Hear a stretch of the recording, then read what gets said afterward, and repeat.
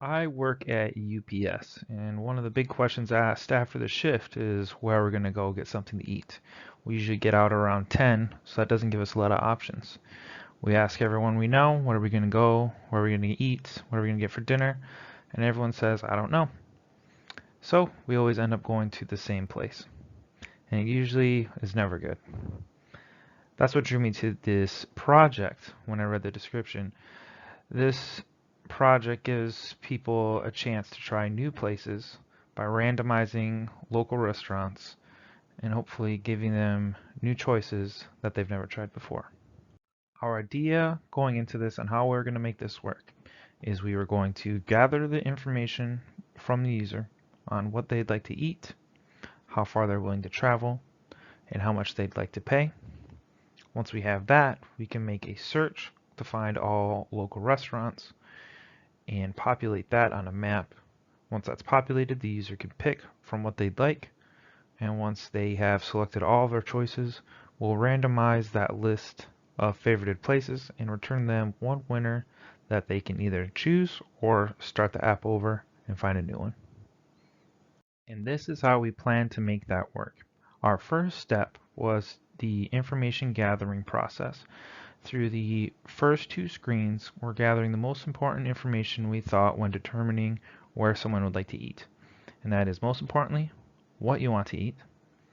Second most importantly, how much you're willing to pay, and how far you're willing to travel. Once we have that information, we have a general idea of what they'd like to eat.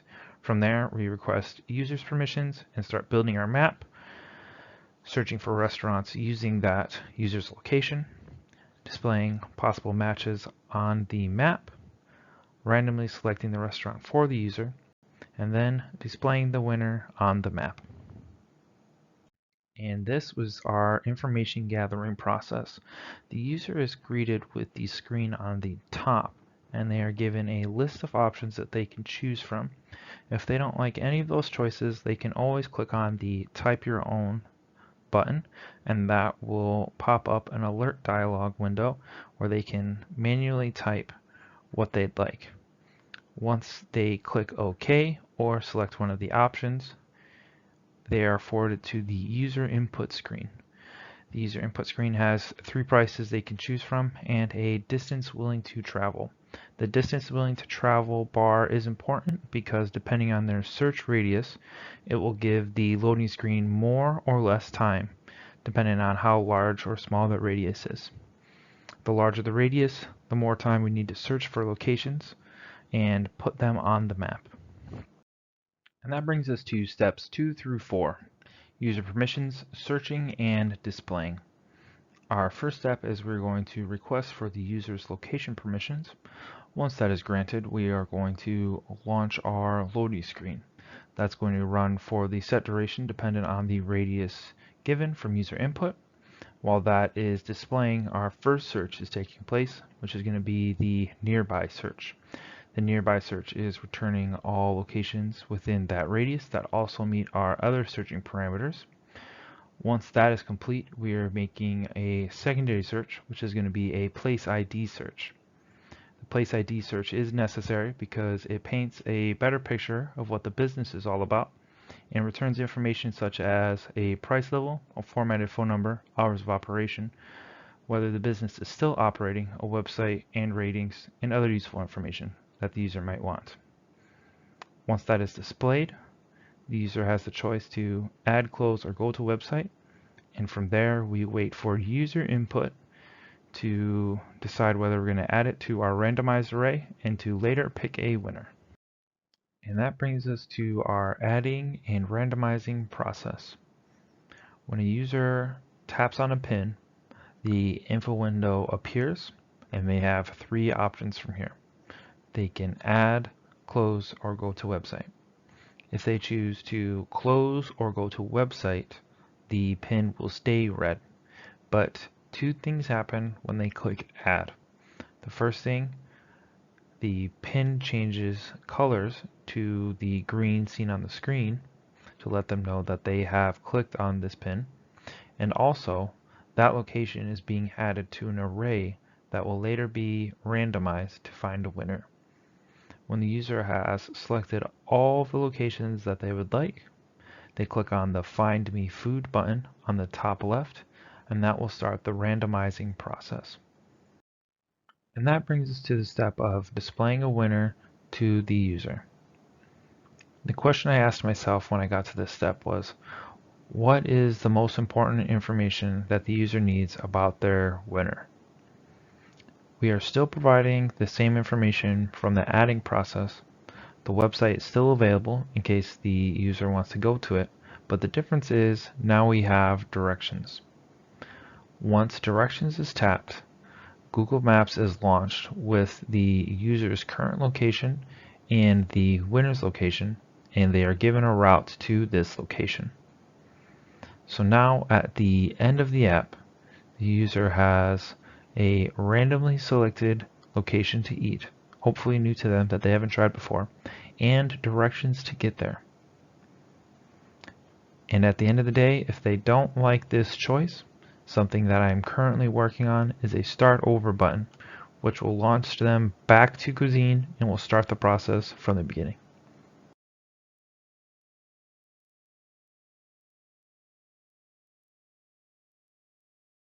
Today we've been going through the Restaurant Picker app and showing you some of our main functions. Here we are met with the Cuisine screen, and we have a list of choices that we can choose from. If you don't like any of the choices, you can always type your own, but today we will pick one of the provided choices.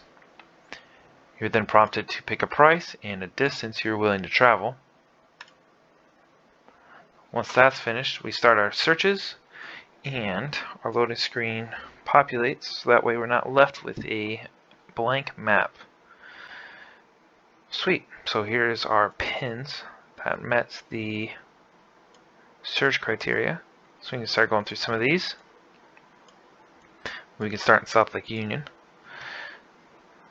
Once a pin is clicked, you are given the title, a formatted address, price, formatted phone, and the most recent hours posted on Google, along with a website. From here you can add, close, or go to the business's website. We'll go ahead and add. Once added, the pin changes colors to green so the user knows that they've already picked it. Once add is clicked, that location is sent to the random picker file, and it will add it to an array to later be randomized. Go ahead and pick another one out in Capitol Hill. Go ahead and add. Go ahead and add. And let's get one further down south. Ooh, maybe in West Seattle. Interesting. So, if this isn't enough information for you, you can always go to the business's website, like so. And from here you can get a little bit more information. You can check out their menu for say. And if you like it, you can go ahead and add. As you can see on the left hand side, when I continue to add places, we are catching the array out of bounds exception being thrown. Since we don't know how many places are going to populate and how many choices the user is going to pick, it's kind of hard to set a predefined array size. So once we step out of bounds, we're catching that, resizing the array, and repopulating. Now that we have a good amount selected, we can go ahead and randomize it. And that is our winner. Similar to the info window before, but this time now we have directions. Click on directions, and there we go. Now you have a randomized location and a way to get there. And that's the end of the app. From here you can either close the app manually or start over. Hello everyone, my name is Tita Fantai and I'm presenting the setting part of Restaurant Picker app. And the first screen is slide show that favorite screen. This page is designed to provide a list of restaurants that users submit as a favorites from the map page. And this page is using logging to remember selections and populate the list that is present. The list view is designed to have a way of viewing being a single column list or a double column grid. This feature is developed using resec view. Further feature work is still needed to finish random selection features that will choose and display the current random pick from the favorites list on the top of the page. Next slide is the demo. To access the favorite page, you can click on the heart in the black circle in the action bar. The page will open the favorite page, which right now show a black box at the top where unfinished random favorite selection will appear. On the lower part of the screen, here is a list location that is scrollable and will populate with the favorites saved from the map page.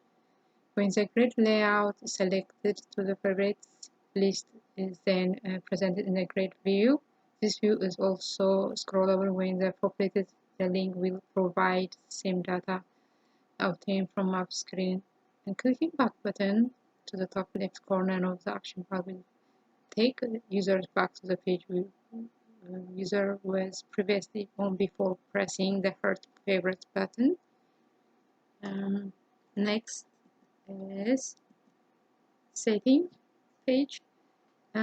This slide shows the setting page is designed to provide a user with a selection of customization feature how the app performs.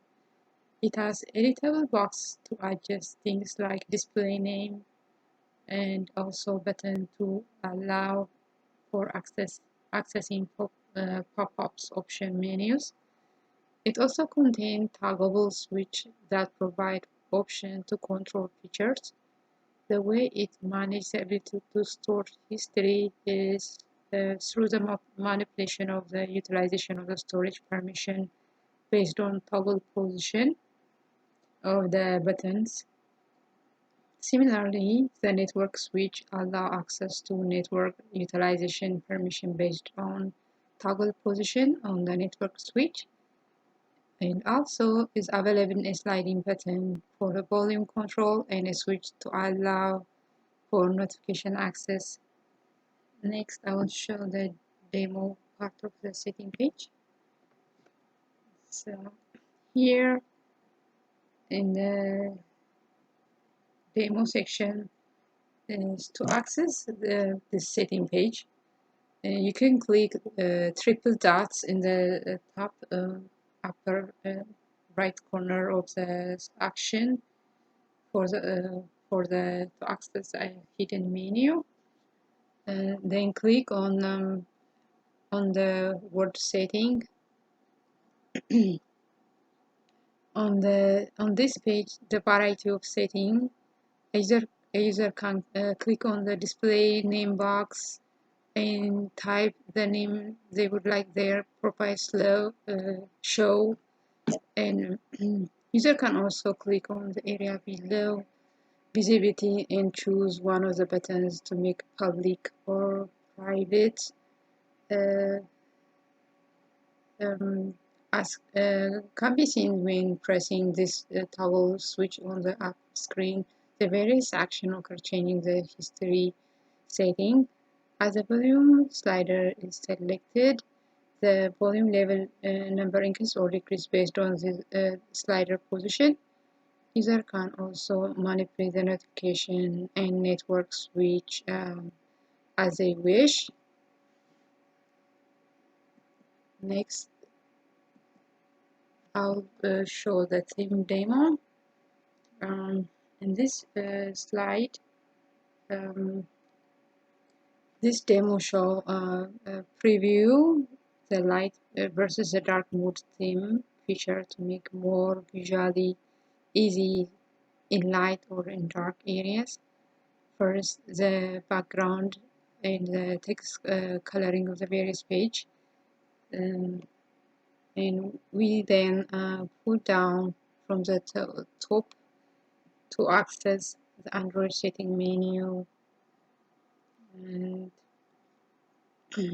we then navigate to display setting page, and we can toggle the dark theme button to turn on the dark theme. As you can see, we can then navigate back to the app and notice the change in color or scheme of the dark mode.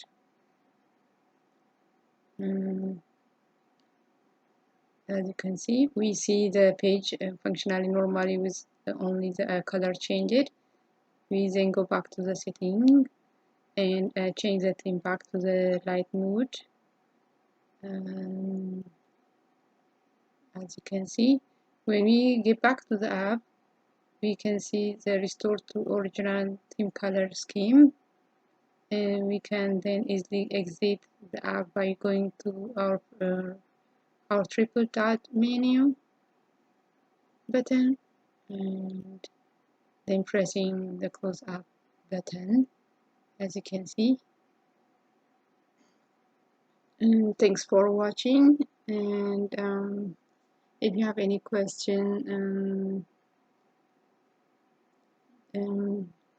just if you have any question, let us know. Be happy to answer back, and have a nice day.